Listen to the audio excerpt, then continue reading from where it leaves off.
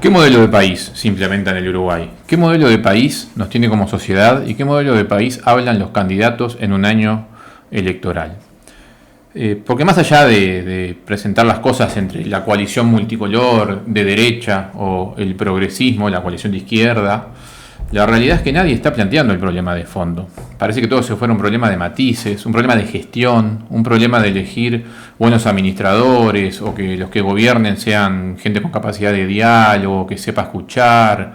Pero nadie habla de cómo es el modelo uruguayo de fondo. Un país que estamos viviendo hoy una realidad donde se inserta al mundo tal cual lo necesitan los grandes capitales multinacionales, capitales que se instalan en nuestro país, que vienen a por nuestros recursos, que lo hacen en medio de enormes beneficios fiscales e impositivos, ¿sí? Se le exonera impuestos, se le construyen zonas francas, se le permite, como en el caso de la soja, que más del 80% de la tierra que tiene soja plantada esté en manos de capitales extranjeros.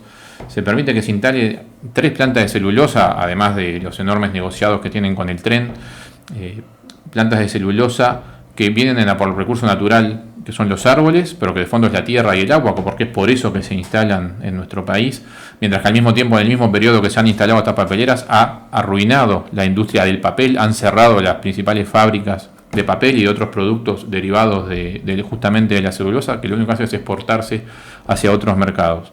Entonces, el modelo que impera en el Uruguay, donde por último, el que siempre fue tradicional, que es todo lo derivado del ganado, de la ganadería, lo que es la industria frigorífica, también está concentrado en manos de capitales extranjeros, todos los frigoríficos del país, y ahora encima a punto de caer todo en una situación de lo que se llama oligopolio, es decir, todos los frigoríficos de nuestro país en manos del mismo consorcio de capitales extranjeros, ¿sí? Capitales que tienen sus orígenes siempre en los países del llamado primer mundo. Entonces, es un modelo que se inserta al mundo con un país que se va desindustrializando, que cada vez tiene menos valor agregado, y eso tiene como correlato que empeora la calidad del empleo y que además no tiene lugar para todos.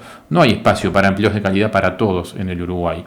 Al mismo tiempo, en este último periodo se aumentó la edad de jubilación, basado en el déficit del BPS, en esto de mirar el Estado por cuando les conviene, obviamente, por partes, ¿no? Si miramos el Estado como un todo, a la hora de garantizar derechos, las cosas no deberían ser vistas como gastos, y además si lo miramos como un todo, cuando alguien cuestiona de dónde se debería financiar la seguridad social, no aumentando la edad de jubilación, nosotros respondemos con los impuestos que se le exoneran al gran capital, que suman cientos de millones de dólares en las zonas francas, en el impuesto a la renta al capital que se exonera, que daría para cubrir con creces y varias veces el déficit de la seguridad social. Lo que pasa que obviamente eso sería ir en contra del modelo que favorece los intereses de los grandes capitales.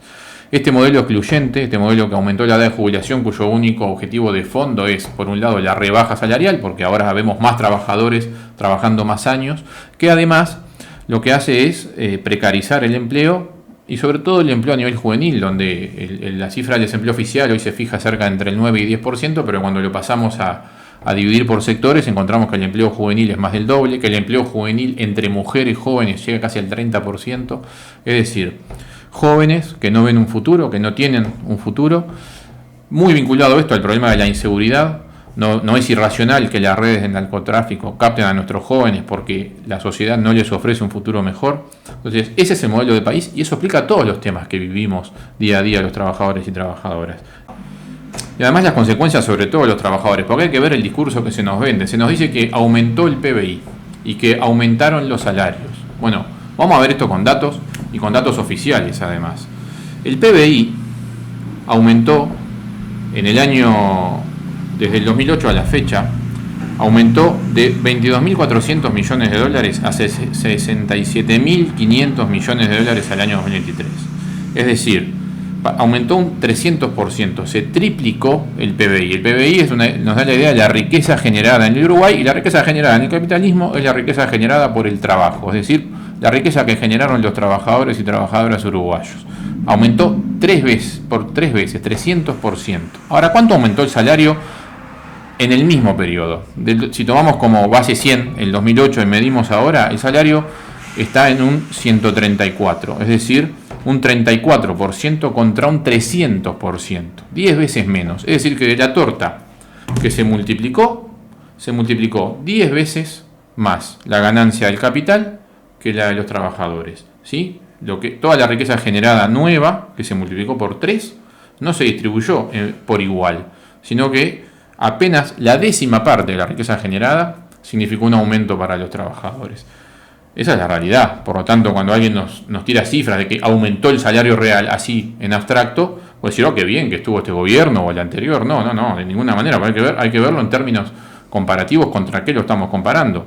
Y otro número que muestra cuál es la situación que viven los trabajadores tiene que ver con el precio de la vivienda. ¿Cuánto aumentó el precio de la vivienda entre el 2008 y ahora? El valor del metro cuadrado, que estaba en el entorno promedio en la ciudad de Montevideo en los $1.000 el metro cuadrado, está hoy, a la fecha, en $3.340 el metro cuadrado. ¿Sí?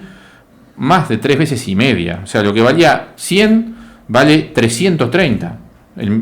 Pasándolo a la misma base para comparar. De vuelta lo mismo. El salario aumentó un 30%, el costo de la vivienda aumentó un 300%. O sea, la capacidad real, y volvemos al tema de los jóvenes, de emanciparse, de tener una vivienda propia, de tener donde vivir, es nula.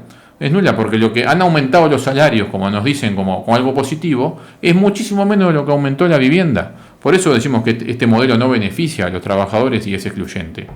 Viviendo las consecuencias de un modelo que solo beneficia al capital, que ajusta sobre los trabajadores y como hemos visto también en episodios recientes y a lo largo de los últimos años, cuando los trabajadores quieren rebelarse contra eso, aunque sea en aspectos muy concretos, cuando protestan, se utiliza el palo y la represión como respuesta inmediata, ¿sí? O la persecución directa a quienes luchan. Eso es lo que está instalado en nuestro país y de eso nadie habla.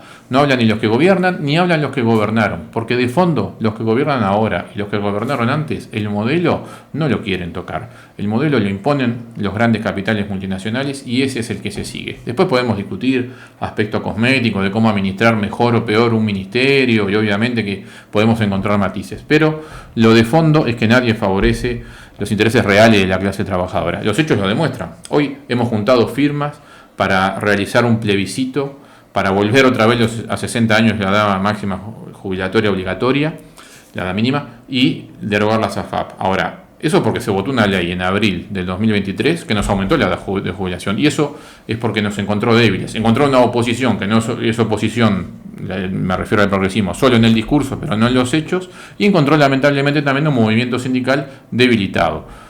A juicio nuestro, debilitado por la domesticación que sufrió durante los 15 años de gobierno progresista, donde se dejó de luchar, básicamente. Algunos dirán, no, pero hicimos paro. No, la realidad es que no se luchó realmente en defensa de los intereses de la clase trabajadora, sino muchas cosas no deberían haber pasado.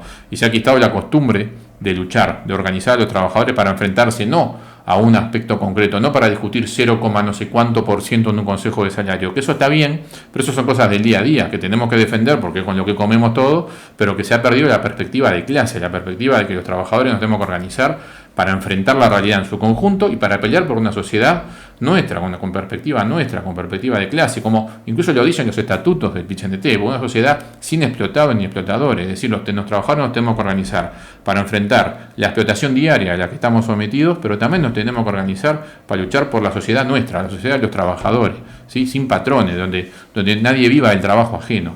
Todo eso no está presente en la campaña electoral y algunos hemos decidido participar de la misma, no porque nos interesen los cargos parlamentarios, en todo caso, si algún día tenemos algún lugar en esas instituciones, será para amplificar la voz de los trabajadores, para usarla de altavoz, para denunciar la farsa y para decir estas mismas cosas, y nos presentamos a las elecciones sobre todo para poner arriba de la mesa una opción política que ponga siempre el interés de la clase de trabajadores primero, de la clase trabajadora primero, y no otra cosa. Y para decir las cosas que creemos nadie más va a decir porque todos tienen compromisos con el poder.